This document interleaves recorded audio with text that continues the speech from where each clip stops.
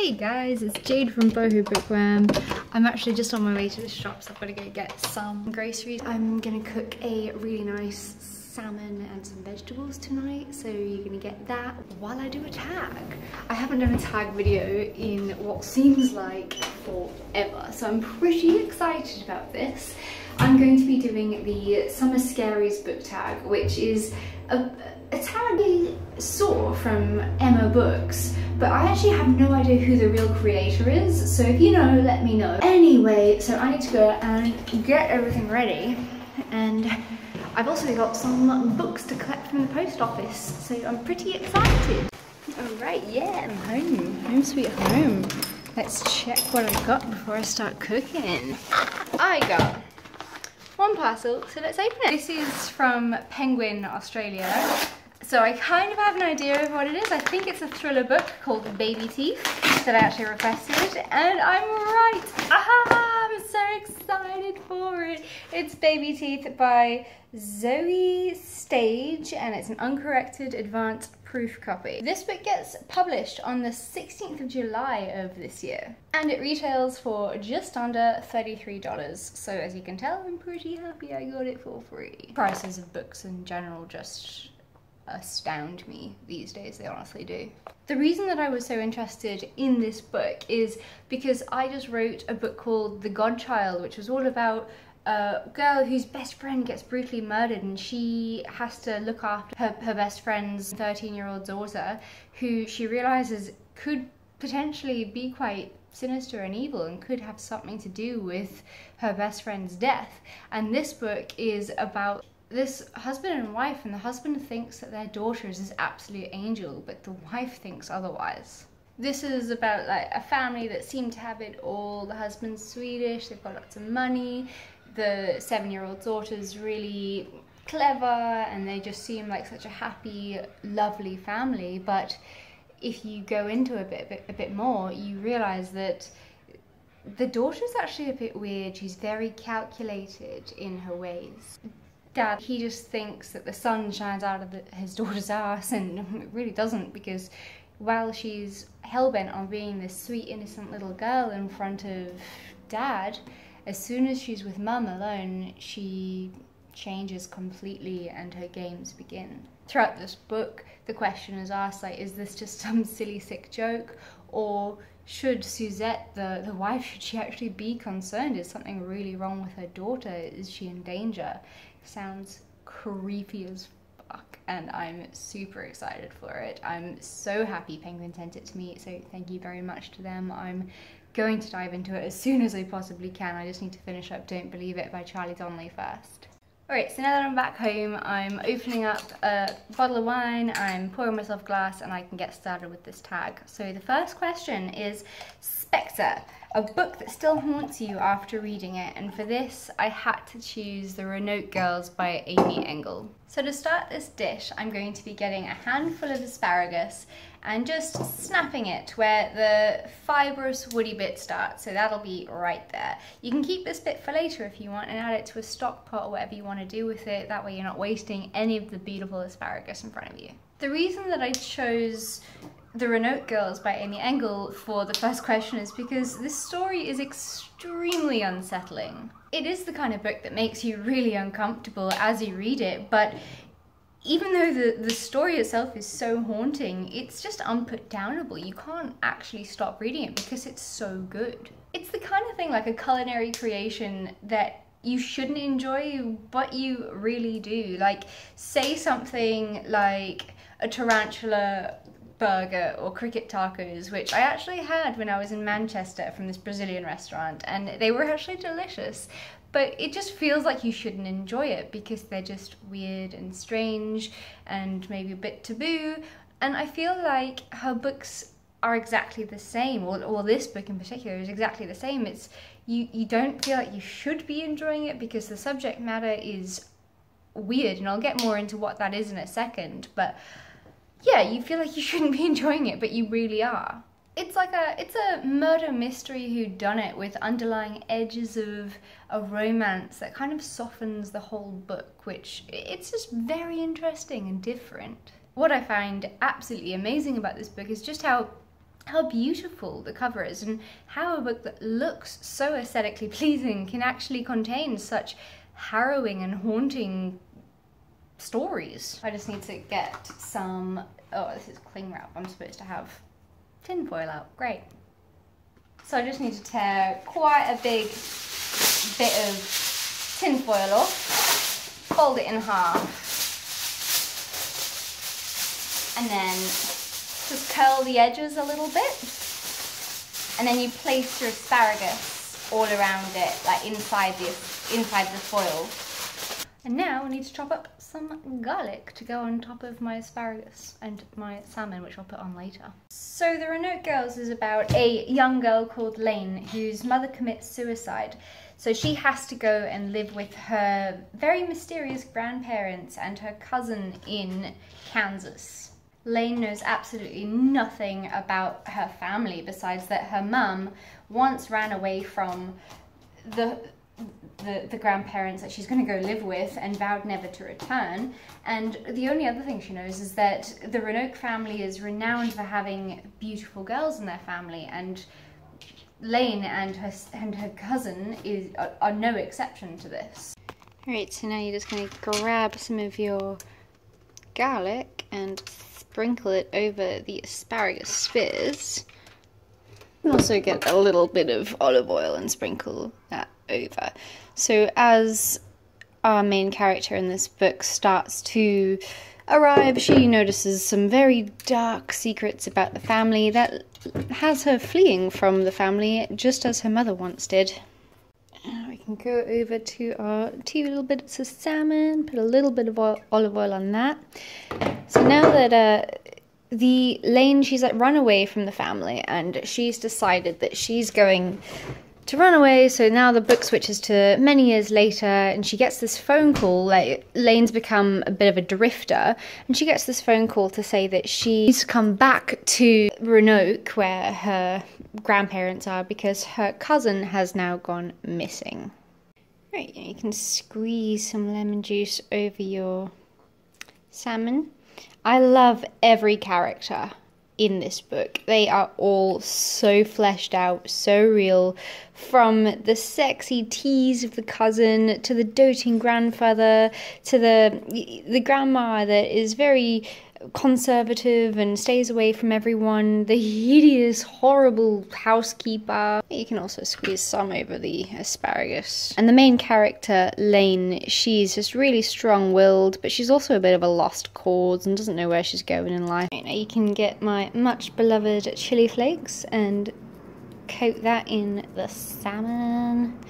So there is a very grotesque element to this book that you need to be ready for because it will shock you a lot. But if you can stomach it, I really have to tell you that it's well worth the read, but you do need to be ready for it because it is grotesque, it is gruesome, and you need to be, I don't know, I don't even want to say open-minded. It's disgusting, but it's well worth the read, that's all I'm saying. I guess what makes it easier to stomach is the fact that it isn't overly graphic. Telling you what I'm talking about here, if you haven't read the book, will ruin a lot of the book for you, so I don't want to give too much away and do spoilers, but you'll know what I'm talking about if you've read it. The way that the grotesque element is delivered is done mercifully, and I really appreciated that because it does make it easier to stomach. That's the part of the book that I find really haunting though, and I can't tell you what it is unless you've read it, but what I'm saying is that The Renault Girls is extremely haunting and definitely sticks with you after you read it. It definitely is the kind of book that you feel so awkward explaining to others. You know, if you're reading a book and someone asks you, hey, what are you reading? And you're like, oh yeah, I'm reading this book about this and this, and then that happens, and then they're like, oh my god, you're a weirdo. It kind of it's worse than 50 Shades of Grey, let me just say that. I absolutely tore through this book. I loved it. The entire plot is what makes it so haunting, which is why it is the answer to the first question of this. Okay, so the next question is Don't Split Up, a book that you would want to read around the campfire with your friends. So for this book, I chose A Head Full of Ghosts by Paul Tremblay. And the reason I chose it for the answer to this question is because I feel like it's the perfect book to discuss around a campfire with friends. Like if you're camping and you're talking about scary things like, you know, possessions and stuff, then this is exactly the thing that you'd want to talk about. The thing about just sprinkling some more garlic on top quickly. The thing about A Head Full of Ghosts by Tremblay is that it is so interesting because unlike The Exorcist by William Peter Blatty, it does have this kind of, you're left with so many questions, like, did the girl actually just have acute schizophrenia, or was it actually you know, a possession? And you're not 100% sure. And I just think it's just so interesting, and it sounds like someone's dying outside. My God. So I'll just explain A Head Full of Ghosts very quickly because I have explained it quite a bit already.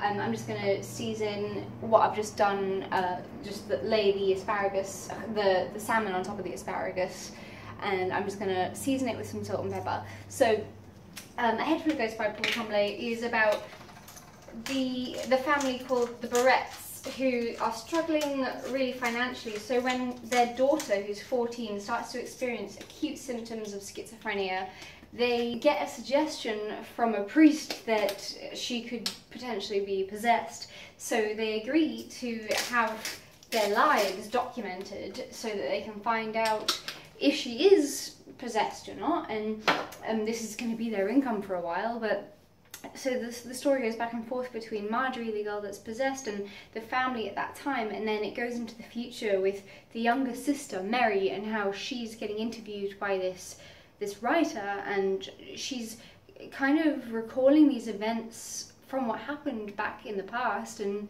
she's starting to kind of get things from a different vantage point now that she's older. She's not so naive and so confused anymore, and she's starting to kind of piece things together differently. So it's so interesting because I find this book is just, it's so different from The Exorcist, because The Exorcist, to me, it just, you know, there's no denying that the girl was possessed. But with A Head Full of Ghosts, you don't actually know, and I think it's so open to discussion if it was maybe acute schizophrenia, and the link between that. And I think that it could also give the author a lot of hate to have the mental problems related to this and use it as a possession story. I don't know, but I just found it really interesting, and I would have loved to sit around a campfire with my friends and discuss this novel more in depth. Like, it is a ghost story, it is, like, and it is so scary, and yeah, of course it's so fun to think, yeah, she's definitely possessed and stuff, but you don't know.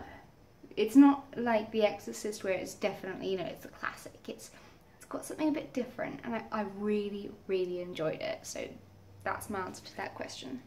Okay, so now it looks like this. It looks amazing. So you're just going to cover the top and wrap it in another like bit of tin foil to make it look like a big parcel, so it's all completely covered. And you're going to preheat your oven to 200 and maybe 10 degrees, maybe 200 degrees, whatever you want. And then you're going to cook it for 15 minutes. I literally have one of the smallest little flats, and I have misplaced my wine glass. And it's my first drink of the day, so I don't know what's going on. Where is it? I literally can't find it anywhere. What did I do with it? It's not in the kitchen where I poured it. It's not in our bedroom. It's not here. It's not in the bathroom. What have I done? I'm so confused right now.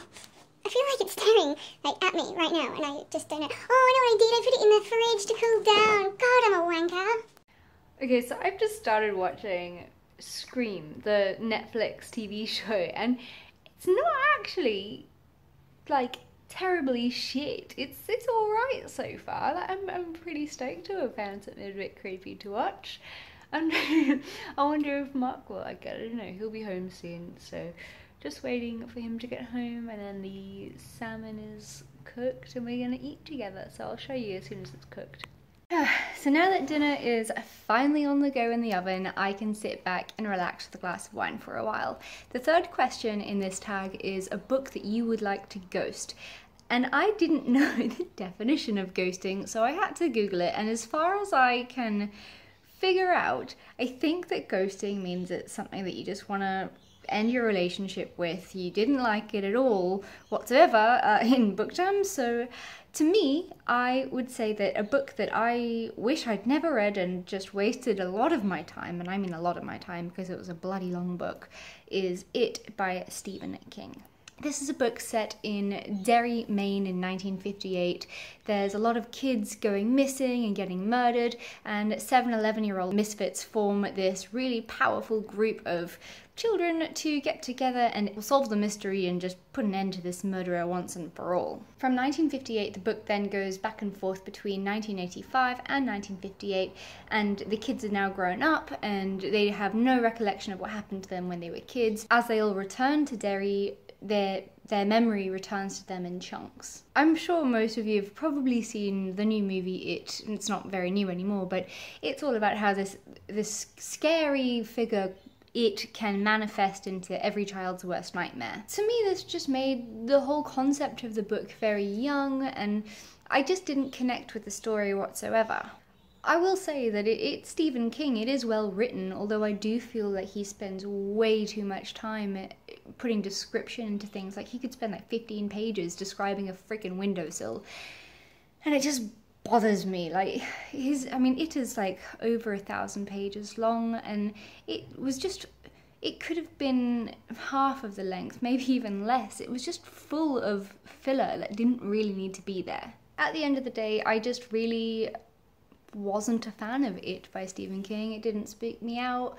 I wasn't overly impressed with the story at all, and for what everyone seems to say about Stephen King, and especially about It, I was just expecting so much more. So yeah, I kind of wish I could ghost this one.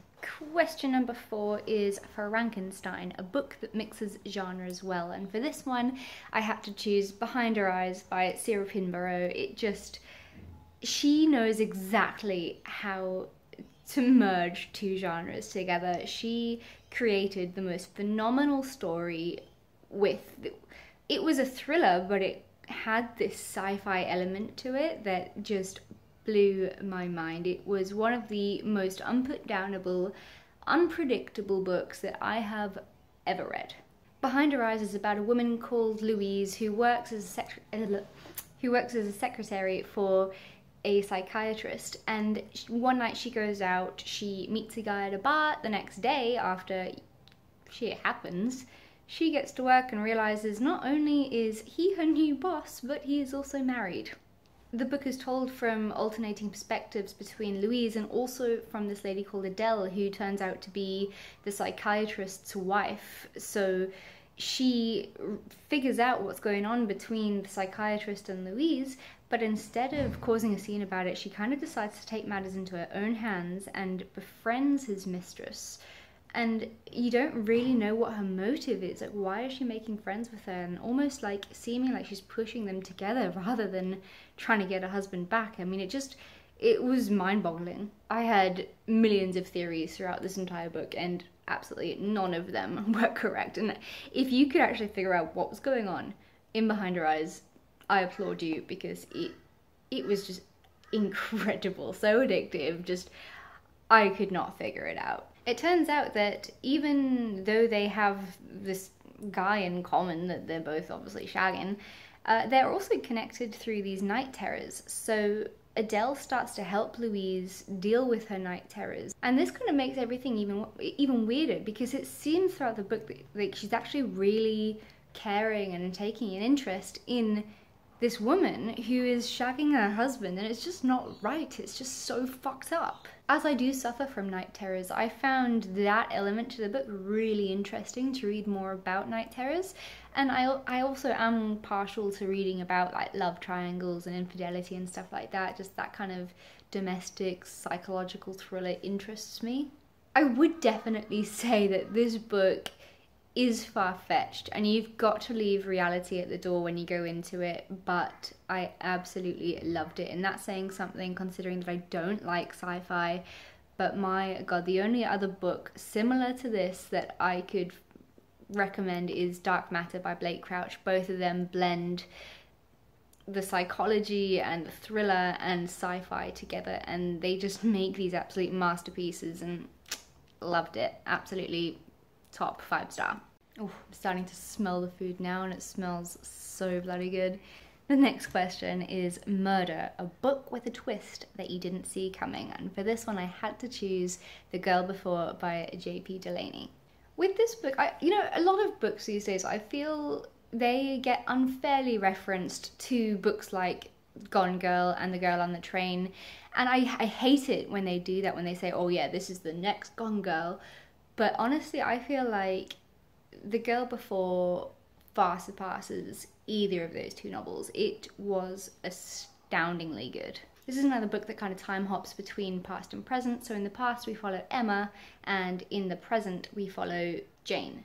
Both of these women are extremely damaged. Both of them in their time tenants of the very eerie architectural phenomenon featuring futuristic technology, available to rent should the prospective tenants abide by an absurdly long list of rules. Both of these women meet the criteria, and they both look spectacularly alike. At least that's what Jane discovers as she begins to investigate the death of the previous tenant. Both of these women fell into a relationship with the owner and architect of the edifice. He's this controlling minimalist called Edward Monkford. As the book goes along, you realise that there's not just this one death of the tenant behind him, he's also lost his wife and son. Jane starts to wonder if he could actually somehow be connected to their deaths as well as to the tenants. Emma is this really unlikable main character, whereas Jane, you almost feel too sympathetic for her. I'll admit that when I started reading this book, I was really nervous that it was going to be very similar to 50 Shades of Grey, but I'm so glad to say that I was wrong. I also know that J.P. Delaney is a pseudonym, and at first I thought that it was E.L. James who wrote the 50 Shades of Grey books, but that assumption of mine very quickly just got brushed under the rug because the writing is just phenomenal. I absolutely loved it, and as time has gone on, I've actually figured out that it's written by a guy called Tony something, I can't remember right now, but I really enjoyed this writing, and I'd love to see what other books that this guy actually has out. The chapters are really short and intriguing, the writing is really simplistic and lucid, but it just all comes together and it works so beautifully. I would definitely like to let everyone know that there are definite trigger warnings for things like miscarriages, rape, eating disorders. It's kind of got it all. But the reason I chose this book to answer this question is because The Girl Before by J.P. Delaney was so deceptive straight from page 1. I just had no idea what was going on, and the twist just kept coming. It was like a roller coaster giving me whiplash. I loved it, and I highly recommend it. The next question is, what book or series would you like to revive from the BookTube graveyard? And here initially I was going to choose Outlander by Diana Gabaldon, but it doesn't really fit this tag. This tag is supposed to be more about spooky books, I think. I mean, it's called the Summer Scaries book tag, so I want to try and keep it also in the scarier genres. So I've decided to choose Caroline Kepnes's You and Hidden Bodies. They're both fantastic, and they follow this guy called Joe Goldberg, who is just such a fantastic villain, and I just love him. He's this stalker, creepy as fuck, and the book's basically like, they're told from his point of view, so you're in the mind of this complete psychopath, and they're brilliant. And I haven't really seen anything about these two books around for a while now, but I have heard that it's actually becoming a TV show or something, so I'm really excited about that, and I really hope that more people will pick these books up and experience them before they watch the show, because it's just fantastic. I think the guy that plays Joe Goldberg is actually the guy that played Dan Humphrey in Pretty Little Liars, so that's going to be really interesting. Oh, Dan Humphrey from Pretty Little Liars. What am I saying? Dan Humphrey from Gossip Girl. Fuck. Alright, so my salmon has been in for about 19 minutes. So I'm just gonna get it out quickly from the oven and then just take the tin foil off the top so that it can kind of crisp up a little bit. I normally put in like salmon with the skin on, but they didn't have that today in the supermarket. So it's skinless salmon, which is not my first choice, but there we go. Let's see what this looks like. Oh, how good does that look already? Oh, I would almost say that's actually done. The next question is which a horror book with a strong female protagonist, and for this one I just had to choose The Mother from The Exorcist by William Peter Blatty, because I'm sorry, but it sounds so bad, but if I was a mum and my daughter was possessed the way that the girl in The Exorcist, Reagan, the way that she was possessed, I don't know how I would deal with it. But this mum just never gave up. Like, when no one else believed her, like, the mum was like, no, she is possessed, she's gonna get help. And even when the daughter was doing the most horrific, violent things and saying the most disgusting things and just being petrifying, the mum never once left her side. It amazes me how strong the mum was in this book. So she's got to be the pick for, if you've read The Exorcist and she's not your pick, then I would like to know who your pick is, because honestly I don't see someone being stronger than the mum in The Exorcist. She was freaking incredible. Oh yeah, it looks so good, and so does Mark. Oh, he's back from his run. I chopped up some avocado just as a bit of a side. I was gonna do some coconut rice, but I decided that we should just do salmon and greens. Alright, so while I dish up, I will talk to you about the last question in this tag, and that is Mind Control, a spooky book that you would recommend to everyone. And for this, I just had to choose The Grown Up by Gillian Flynn. Oh my goody goody gosh, look how nice it looks. Does it look nice, Mark? Gillian Flynn is a book tease, just like I am a food tease. What? He's wondering why I have a stack of books here. It's my setup tripod to balance my phone on while I film. Did you buy all these bloody books? No, they're all from publishers. Bullshit. You would know, we got a joint bank account, you duff.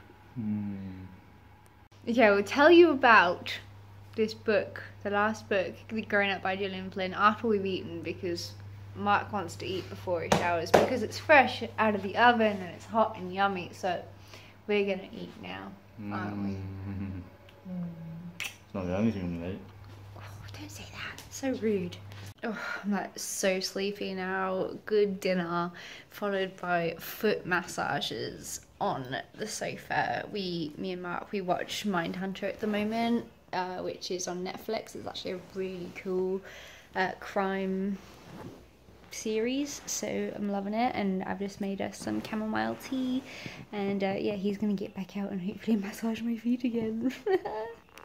Anyway, so The Grown Up by Gillian Flynn. The reason I recommend this to absolutely everyone, Gillian Flynn wrote Gone Girl, so she is a very well-known author, and this book, I think, especially for those that aren't big on reading, this book is just great because it's only 67 pages long. It's really fast, but it's so brilliantly done, so well written that the only thing that I can fault with it is that it wasn't long enough. It's the kind of book that you could literally read in one sitting, and it is creepy. It does make you feel uncomfortable as you're reading it. Like, Gillian Flynn has that way of doing that to you as a reader. You kind of have to get out of your comfort zone and read things that you're not so sure about, but she does it so brilliantly. One really unique thing I found about The Grown Up is that the main character, we never know her name. You never learn who she is throughout the whole book, and she's this woman that makes a living by giving men hand jobs, and she also tells women's fortunes. But despite those like very strange career paths, she's actually a really extremely bright and clever human being. One day, this woman called Susan, who is just like an absolute train wreck of a woman, comes to her for a palm reading. The main character, whose name we never learn, quickly figures out that something is very wrong in this woman's life. So even though the main character is this complete con artist, she takes it upon herself to help this woman whose life is just in like absolute disarray. Like, she's got this crazy stepson and like everything's just wrong in her life, so she really wants to help her. But like 67 pages and it was just so perfect.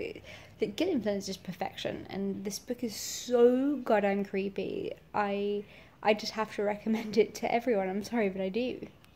Honestly, I don't think an author could have pulled this off the way that she did in under 100 pages. It was just fabulous. So there are the questions for this tag, and now I think I need to tag some people. So I think I'm going to tag April from Get and Hugger With It, Aoife from Fred Weasley Died Laughing, I'm gonna tag Melissa from The Bookish Babbler, I'll tag Emma from Drinking By My Shelf, Stephanie from That's What She Read, and Ali from The Hardback Hoarder. So they're who I tag, and I also tag you if you fancy doing this tag. Oh no, I'm gonna also tag Erica from The Perks of Books.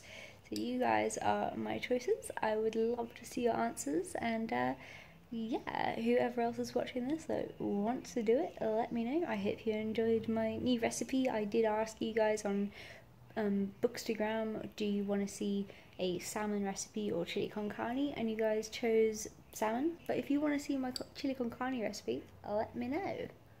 Otherwise, I will talk to you guys soon, and I'm gonna go and get a foot massage and drink my chamomile tea and watch Mindhunter now. Bye!